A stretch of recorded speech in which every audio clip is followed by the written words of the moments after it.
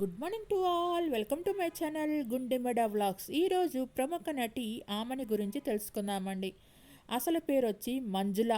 November 16, 1973న నెల్లూరులో జన్మించారు. తెలుగు, తమిళ cinema నటి. ఈవివి సత్యనారాయణ గారి దర్శకత్వం వహించిన జంబలకడి పంబ సినిమాలో నరేష్ సరసన కథానాయికగా సినీరంగ ప్రవేశం చేశారు. ఆ సినిమా అత్యంత విజయవంతమైంది. బాపు దర్శకత్వం వహించిన మిస్టర్ పెళ్ళాం సినిమాలో నటించిన ఆమనికి ఆ సినిమాలో ఉత్తమ తెలుగు చిత్రంగా జాతీయ ఫిలింఫేర్ అవార్డు అందుకున్నారు. ఆ సినిమాలో నటనకు గాను ఆమని ఉత్తమ నటిగా నంది బహుమతిని కూడా అందుకున్నారు. ఈమె తమిళ సినిమా నిర్మాత అయిన ఖాజా మొహయుద్దీన్ని పెళ్లి చేసుకుని సినీ రంగానికి దూరమయ్యారు. వీరిది ప్రేమ వివాహం.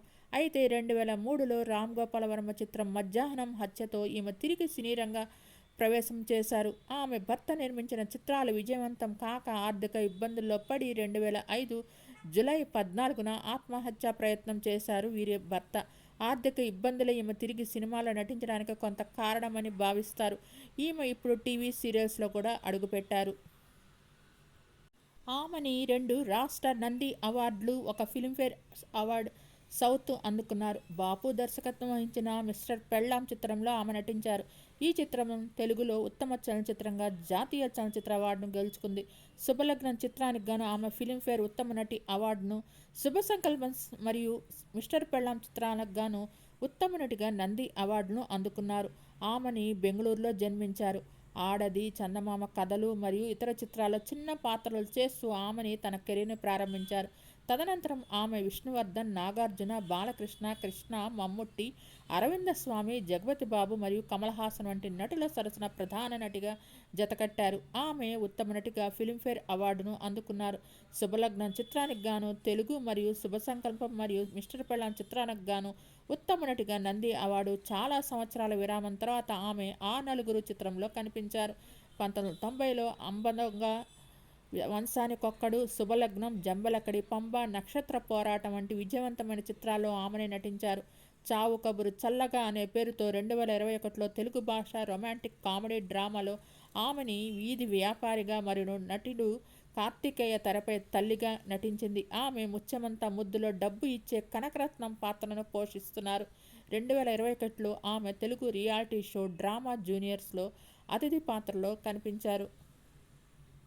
ఆమెని నటించిన పలు టీవీ సీరియల్స్ వచ్చి 2020లో అక్క మొగుడు, పువ్వే ఉనక్కగా, ముత్యమంత ముద్దు, పరంపర, డ్రామా జూనియర్స్, వావ్ 3, కొత్తగా రెక్కలొచ్చిన, ఇప్పుడు ప్రస్తుతం ఇల్లు ఇల్లాలు పిల్లలు స్టార్మాలో వచ్చే సీరియల్లో ప్రభాకర్ సరసన నటిస్తున్నారు.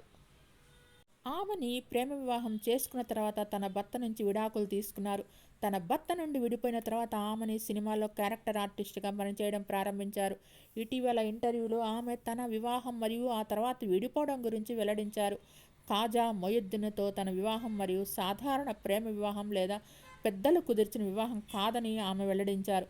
బదులుగా అతని మంచితనాన్ని చూసిన తర్వాత వివాహంగా వికసించిన ప్రమాదవశాత్తు సంబంధంగా ఆమె దాన్ని అభివర్ణించారు. నిర్మాత అయిన ఖాజా తన సినిమాల్లో ఒకటి బాక్సాఫీస్ వద్ద పరాజయం పాలైనప్పుడు తీవ్ర ఆర్థిక సవాళ్లను ఎదుర్కొన్నారు. కోట్లాది రూపాయల నష్టాలను చవిచూసిన తర్వాత అతను నిరాశకు గురై ఆత్మహత్య చేసుకోవాలని కూడా అనుకున్నారు. తదనంతరం అతను రియల్ ఎస్టేట్ వ్యాపారంలో విజయం సాధించాడు మరియు తన అప్పులన్నీ తీర్చగలిగాడు. తన భర్తకు ఆర్థికంగా మద్దతు ఇవ్వడానికి ఆమెని సినిమాల్లో తిరిగి పనిచేయడం ప్రారంభించారని పుకార్లు వచ్చాయి.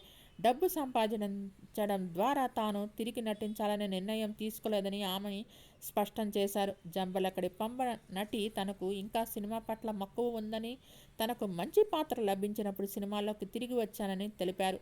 ఆమెని మరియు ఆమె భర్త ఇద్దరూ తమ సొంత కెరీర్లను కొనసాగిస్తున్నారు. తాము విడిపోవడానికి పెద్ద గొడవలు కారణం కాదని, కలిసి గడిపిన సమయాన్ని ఆస్వాదించిన తర్వాత స్నేహపూర్వకంగా విడిపోయామని ఆమె పేర్కొన్నారు.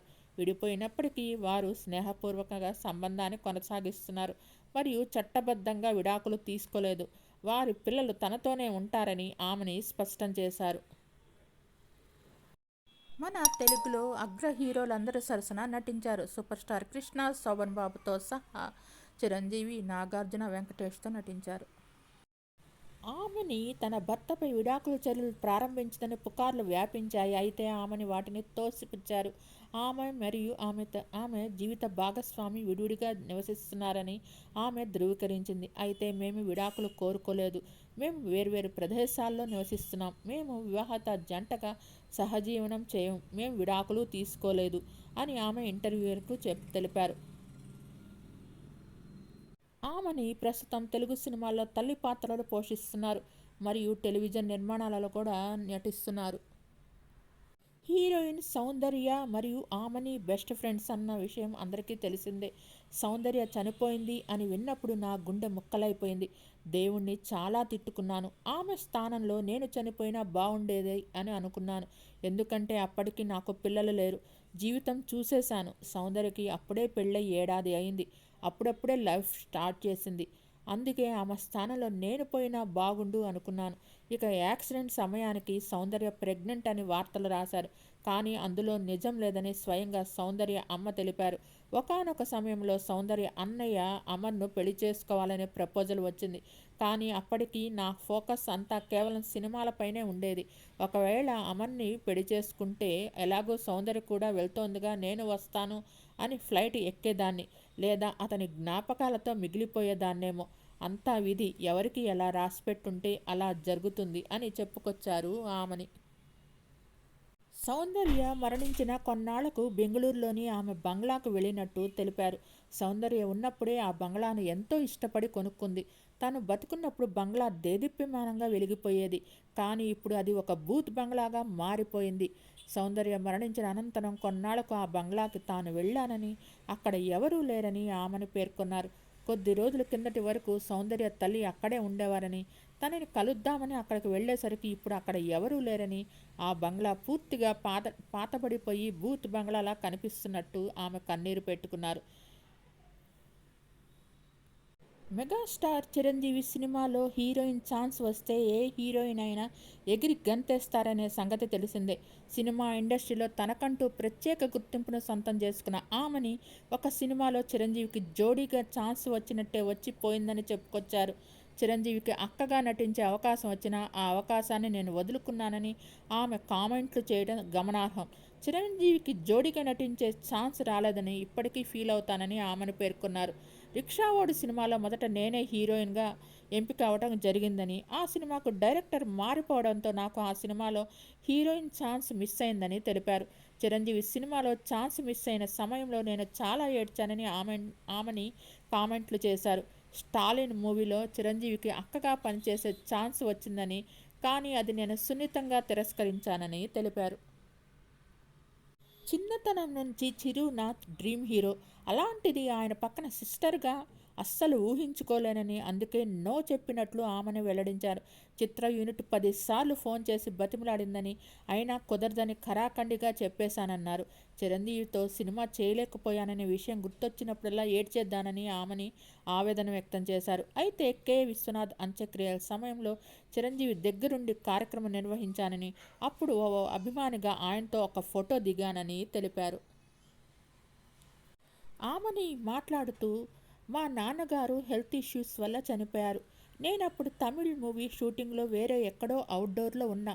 మా అమ్మ కూడా నాతో పాటే ఉంది. మా బ్రదర్కు తెలిసి వెంటనే వెళ్ళిపోయాడు. నాకు కూడా కబురు చేశారు. అప్పట్లో సెల్ ఫోన్స్ ఉండేవి కాదు కదా. హోటల్లో ఉన్న ఫోన్కి ఇన్ఫామ్ చేశారు. హోటల్లో ఉన్న రిసెప్షన్ వాళ్ళు ఈ విషయం ప్రొడ్యూసర్కి చెప్పారు. అప్పుడు నేను అవుట్డోర్ షూట్లో ఉన్నా అని తెలిపారు. నిర్మాతకు ఈ విషయం తెలిసినా కూడా నాకు చెప్పలేదు. ఎందుకంటే అప్పుడే క్లైమాక్స్ సీన్ షూట్ జరుగుతుంది. పైగా ఆల్ ఆర్టిస్ట్ కాంబినేషన్. ఈ టైంలో చెప్తే ఆ అమ్మాయి ఈరోజే వెళ్ళిపోతుంది, నెక్స్ట్ డే మనకు షూటింగ్ కష్టమైపోతుందని ఆయన నాకు చెప్పలేదు. ఏదో మీ నాన్నగారు సీరియస్ అంట అని చెప్పారు. కానీ నాన్నగారు చనిపోయారని మాత్రం చెప్పనే లేదు. సీరియస్ అంటే మా నాన్నకు హెల్త్ ఇష్యూస్ ఉన్నాయి కదా అని. అప్పుడు కొంచెం భయపడ్డాను. వెంటనే నాన్నగారికి ఫోన్ చేస్తే కనెక్ట్ అవ్వడం లేదు. ఆ నెక్స్ట్ డే మా బ్రదర్కి కాల్ చేయమని ప్రెజర్ చేస్తే అప్పుడు నాన్నగారు పోయారని చెప్పారు. దాంతో వెంటనే ఈవినింగ్ ఫ్లైట్కి బయలుదేరి వచ్చాము. నేను వచ్చేసరికి మా బ్రదర్ నాన్నగారి కార్యాలన్నీ పూర్తి చేసేసి ఇంటికి వచ్చేశాడు.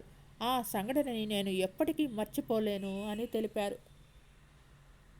మా నాన్నగారు చనిపోయారనే విషయం నాకు చెప్పలేదని వాళ్ళని కూడా నేను ఏమీ అనడానికి లేదు.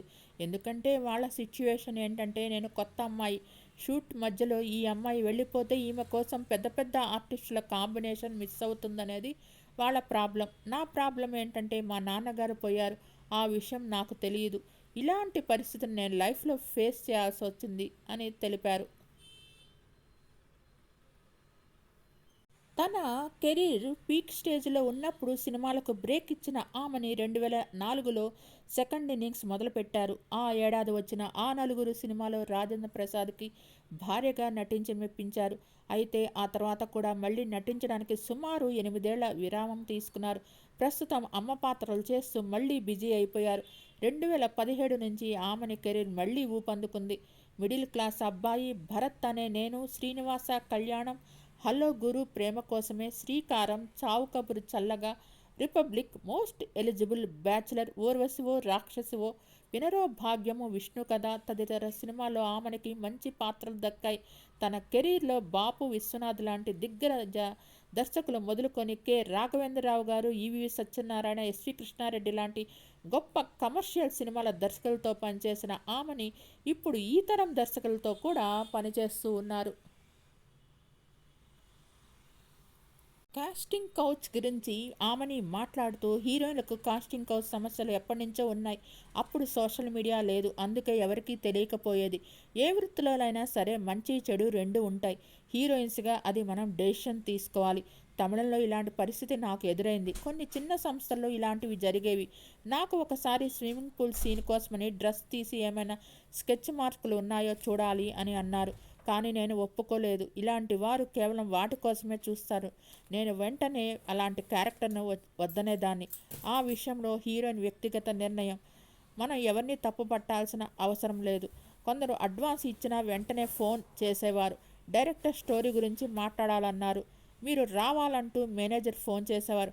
కానీ ఈ విషయాలు నాకు చాలా రోజులకు అర్థమయ్యేవి అని అన్నారు. అప్పుడు సెల్ ఫోన్స్ లేవు కదా, డైరెక్ట్గా మేనేజర్ వచ్చి మాట్లాడేవారు. డైరెక్టర్ స్టోరీ గురించి మాట్లాడాలని అన్నారు. అది కూడా ఓ బీచ్ దగ్గర అని చెప్పారు. అక్కడికి మిమ్మల్ని రమ్మంటున్నారు సార్. ఫైనాన్షియర్ వస్తున్నారు. మిమ్మల్ని చూడాలంటున్నారు. అసలు ఫైనాన్షియర్ నన్ను ఎందుకు చూడాలి? డైరెక్టర్ నిర్మాత చూస్తే చాలు కదా. ఇంకా ఎక్కువ అనుకుంటే హీరో చూడాలి. ఎందుకంటే ఆయన పక్కన నటించేవారు కాబట్టి తప్పదు. కానీ ఫైనాన్షియర్ చూడటం ఏంటి అని అనుమానం వచ్చేది. కానీ కొన్ని రోజుల తర్వాత నాకు అర్థమైంది. ఒక్కోసారి మమ్మీ వద్దండి, మీరు మాత్రమే రండి అని కారు తీసుకొచ్చేవారు. అక్కడే నాకు వారి మైండ్ సెట్ అర్థమయ్యేది. ఐఆమ్ సారీ, నేను రాను అని చెప్పేదాన్ని అని సమాధానమిచ్చారు ఆమని. సౌందర్యతో తనకు ఉన్న అనుబంధం, ఆమె ఎక్స్పోజింగ్ ఎందుకు చేయలేదనే విషయాన్ని ఆమెనే తెలిపారు. ఒకసారి ఇద్దరమే షూటింగ్లో ఉన్నప్పుడు ఎక్స్పోజింగ్ గురించి అడిగాను. వెంటనే ఎందుకు ఎక్స్పోజింగ్ చేయాలి? రేపు పెళ్ళై భర్త పక్కనే ఉన్నప్పుడు మన సినిమాలు చూస్తుంటే ఎలా అనిపిస్తుంది? మన ఫ్యామిలీకి ఎలా అనిపిస్తుంది? డబ్బుల కోసం ఇలా చేస్తే రేపు ఎలా అని తిరిగి తననే ప్రశ్నించేదని ఆమెనే తెలిపారు. ఒక నియమం పెట్టుకొని ఎక్స్పోజింగ్కు సౌందర్య దూరంగా ఉందని, అందులో తప్పేమీ లేదని ఆమెని తెలిపారు. సౌందర్య, ఆమెని చాలా మంచి ఫ్రెండ్స్. చాలా సినిమాల్లో ఇద్దరు కలిసి నటించారు. ఆమెని పలు తారలతో కలిసి సెకండ్ హీరోయిన్గా 2 హీరోయిన్స్ పాత్ర సినిమాల్లో కూడా నటించారు. ఇప్పుడు సపోర్టింగ్ క్యారెక్టర్స్ చేస్తున్నారు. మంచి తల్లి పాత్రలు సెలెక్ట్ చేసుకొని మరీ నటిస్తున్నారు. టీవీ సీరియల్స్లో కూడా నటిస్తున్నారు. ఇల్లు ఇల్లాలు పిల్లలు అనే మా టీవీ సీరియల్లో ప్రభాకర్ సరసన నటిస్తున్నారు. మీకు ఈ వీడియో నచ్చినట్లయితే లైక్ చేయండి, కామెంట్ చేయండి. Thank you all. Please subscribe and support my channel Gundemeda vlogs. నా ఛానల్ని కేవలం 5% మాత్రమే సబ్స్క్రైబ్ చేసుకొని చూస్తున్నారు. Please subscribe and support my channel Gundemeda vlogs. Thanks to each and every subscriber for supporting and subscribing my channel Gundemeda vlogs. నా ఛానల్లో పాత వీడియోస్లో కూడా పలువురు సినీ సెలబ్రిటీస్ బయోగ్రఫీస్ ఉన్నాయి. ఒకసారి చూడండి. మీకు ఆమెని ఇంటర్వ్యూస్ కావాలంటే యూట్యూబ్లో లభ్యమవుతాయి. వారి సినిమాలను కూడా చూడొచ్చు.